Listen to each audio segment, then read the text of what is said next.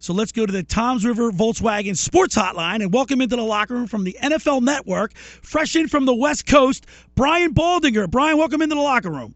Hey, good morning, Billy. Good to join you here in the locker room this morning. Dude, I feel bad for you, man. I feel like I've been bothering you because you're coming. I've taken that red eye several times, man. That's a rough flight. Hey, man, I'm used to it by now. I did it every single Monday night during the football season for 24 straight weeks. So I know everybody on that plane that travels that weekly, believe me. Pretty soon they'll be letting you fly it. Yeah, that I don't want to do. Well, I'll tell you what, you keep things flying for us at the NFL Network. Brian, I really enjoy your commentary. And, you played the game. You spent almost a decade in the NFL, a little bit more. And, you've done your broadcasting. You're close with all the players situation. Brian, from a former player's standpoint, do you think what Bradford has done up until this point has affected his relationship with his teammates? No, I don't think so. I think that, it was a business decision. He didn't see any kind of a future here once they mortgaged so much, took 5 draft picks over 3 years, to move up from number 8 to number 2 to be able to select Carson Wentz. Once he saw that, he knew that, he didn't have any future here. And it was a business decision to find, whether it was Denver or San Francisco or Cleveland or New York. I mean, he was looking for a better landing spot where he could really have a future. And I think players recognize that. Quarterback's a little bit different than a lot of other positions. Only one guy can play at a time. If you're an offensive lineman, defensive back, there's other ways to get on the field and play. So I think his teammates looked at it. It was a business decision, not that he was bailing on them or looking not to compete or anything like that. I think they know what Sam is about. So I think that they'll be able to move on. I think the players will be able to move on. I don't know about the fans, but I know the players will be able to move on. Brian, a lot's been made with the media. Obviously, you're in the media, a part of the media, and you work with a lot of former players. What's their opinion and what's the scuttlebutt? Mostly everybody thinks basically the same way what you just reiterated. But is there any dissenters? Like I know Ron Jaworski is a big critic. Yeah, no, I think people are critical. I don't think, and they're allowed to be. I've heard a lot of criticism. I kind of stand alone almost about it. I just know certain players in the locker room that aren't holding a grudge against them. But, look, not many people have been in the situation, and I'm not here to defend Sam, but not many people have been in the situation where they were giving a guaranteed contract for 2 years, to be the starter, and to be able to prove that he could be a long-term answer quarterback. And then as they're saying that, they basically, maneuver in order to go to get Carson Wentz, and not just maneuver to get him, but they give up an awful lot in order to do it. There's not many guys that have been in that situation. And so until you're in that situation and you're looking at the reality of, well, it's not when Carson Wentz, it's not if Carson Wentz is going to start, it's when he's going to start. And it's very difficult to be told that you're going to be the starter or have a chance to compete. And everybody knows that situation. When you make a move like that, it's not about competition anymore. They drafted this guy to be the face of the organization, like Donovan McNabb was. And it's the circumstances are just different than other players. And so everybody's allowed to have their own opinion. This just happens to be mine. We're talking with Brian Baldinger, former NFL player, and now with the NFL Network as a commentator. The perception that, and from the fans and from a lot of people, obviously when you come out and you act the way you act, that you don't have a tough skin. Is that good for a quarterback to portray that type of image, going into the season? Well, I don't know that it's, not a tough skin. It's just that you just didn't think that no matter what he did, he was going to be allowed to, to maintain to be the starter. I mean, it was a can't-win situation for him. I think that's how him and his agent Tom Condon looked at it. It's just not, now whether he has, thick skin now going forward, because he's going to hear, from the fans. Yes, he is. He's going to hear it in preseason. He's going to hear it week 1 against Cleveland. So that remains to be seen, just how thick it is, because a lot of guys would certainly be bothered by it. It's not going to be a friendly atmosphere. It's going to be a home opener on September 11th, and to Sam Bradford, it's going to be sound like he's in hostile enemy territory. That's an unfamiliar situation. Now he could change all that with some great play. So, that's the way to counter it at this point. Brian, this is Josh. I wanted to ask you, people a lot of times remember in this area you playing for the Eagles for a couple of years. Before that, you had to block for some interesting quarterback situations. You had Jeff George over in Indianapolis, and then in the mid-'80s, you had Danny White getting older. I wanted to ask you, your perspective as an offensive lineman, when you have a quarterback situation, how does it affect the offensive line when you're having to block for guys who maybe have different ways they like to play in the pocket? Well, it affects you. I mean, Randall Cunningham was a guy, even in Philadelphia, that could take off and scramble at any time. That competition you talked about in Dallas in the mid-'80s, Danny White and Gary Hogeboom. Gary was a lot more mobile than Danny White.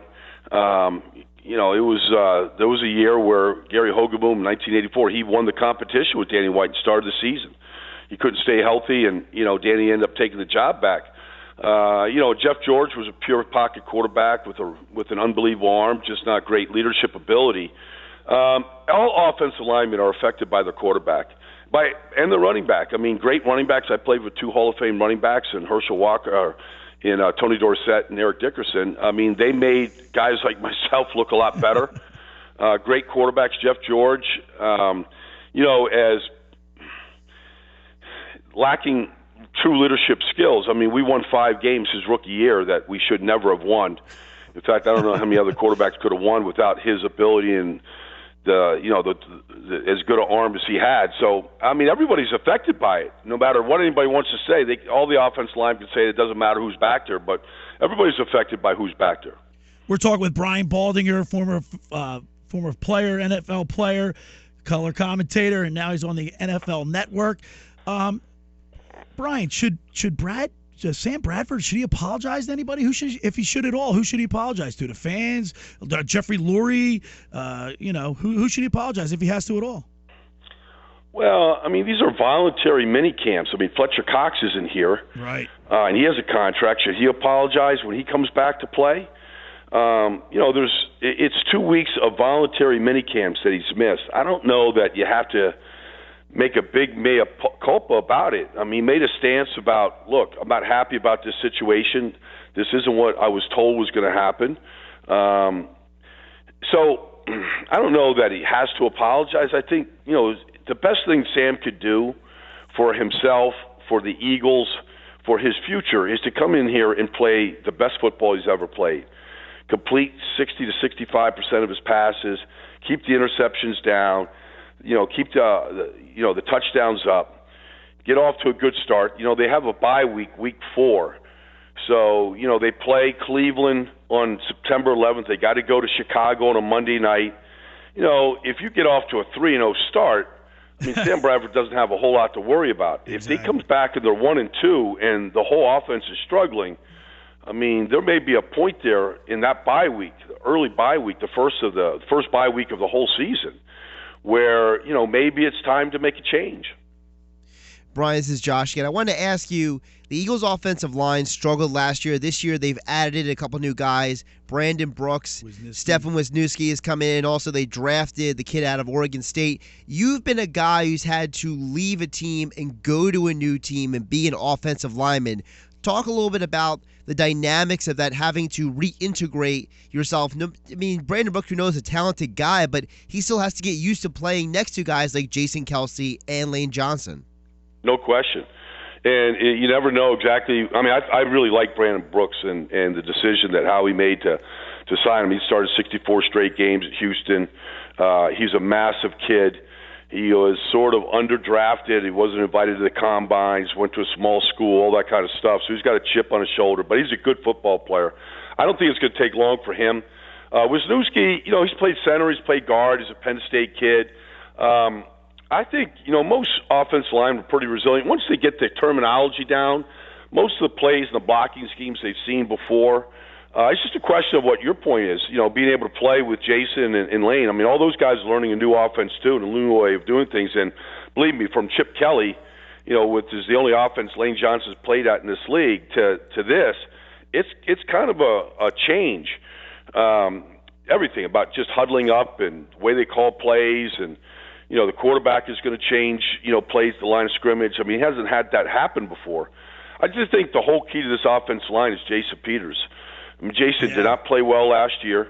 He didn't look like he had a lot left in the tank. Now, maybe that's because Chip Kelly runs them all practice long, and maybe his legs were just weary, but he didn't look good throughout the season. And I don't look, if Jason was at the other end of this line, I would tell him the same thing.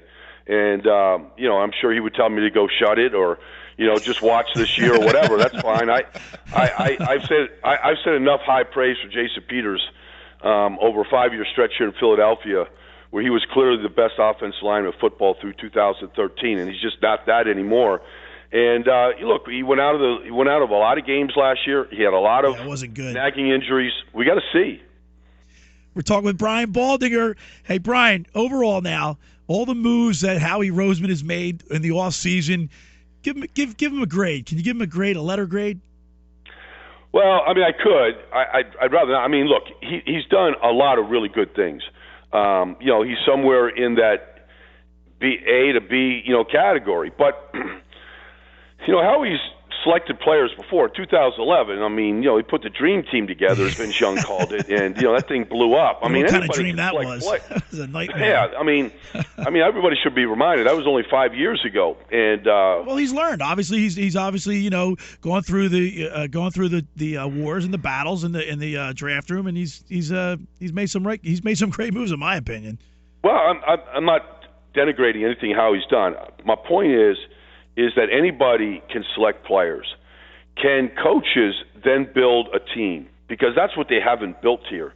A true team that really plays for each other, has incredible mental toughness, can overcome injuries, can go on the road, can overcome officiating decisions.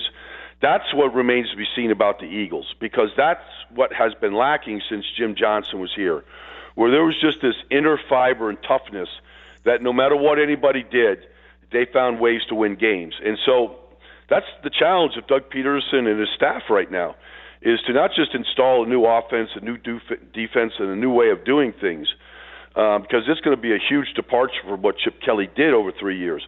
But it's then, all right, you're on the road in Chicago on Monday night, and the calls aren't going your way, or Jason Peters goes down, and Lane Johnson has to go over there, and Big V has to go to right tackle, blah, and all this stuff happens, and you can't just there's just no excuses. Regardless of what happens, there's no excuses. You got to find ways to win these games. And so that's, to me, the challenge, regardless of what, Howie has done at this point. And by the way, the guys that Howie just brought in to run his personnel department, Joe Douglas, Andy Weidel, I mean, they're as good as there are in this business. So I take my hat off to Howie for making those decisions as well. Brian, I have to ask you this. You work at the NFL Network. The NFL Network does their 100 top players thing every year. You're a guy who played in the NFL for over a decade. I want your honest opinion. Who are your top offensive linemen in the NFL? Well, I think Teron Smith is as good. He didn't play as well as he had last year. Maybe that had something to do with a lot of quarterbacks that just weren't very good, and Brandon Weeden and Matt Castle. But he's been a really, really good football player for a long time. Trent Williams, when he's healthy, is just a beast at left tackle. There's not many guys that that have the athleticism that Trent Williams does and can move the line of scrimmage. Jason Peters was up until maybe a year ago. He was certainly in that category. You see that the trend here is I'm going left tackle, left tackle, left tackle. But those guys when they're on, there's just nobody that gets away from Teron Smith right now. I mean, his hands are just locked down. I mean, he's really, really fun to watch. So those are three right there, right off the bat. But Nick Mangold could play center as well as anybody in this business, and has done it for a long, long time. It was sad to see DeBrickashaw, Ferguson retire, and he played every single snap for 10 straight years, and was just a bastion of just consistency, at left tackle for the Jets. Brian, I got to tell you, man, I really appreciate you taking time out.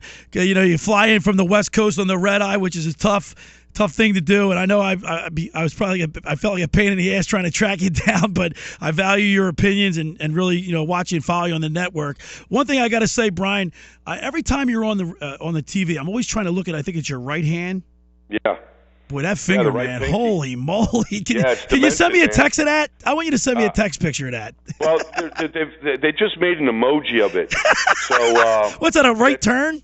Yeah, it's a hard right turn, but they just made an emoji, so I'll send you the emoji, and you can throw that on the end of some of your text messages. Brian, thank you so much. I really appreciate it. We'll catch you all year long on the NFL Network. Thanks a lot. All right, Billy, Josh, I appreciate it, man. Thanks for the time.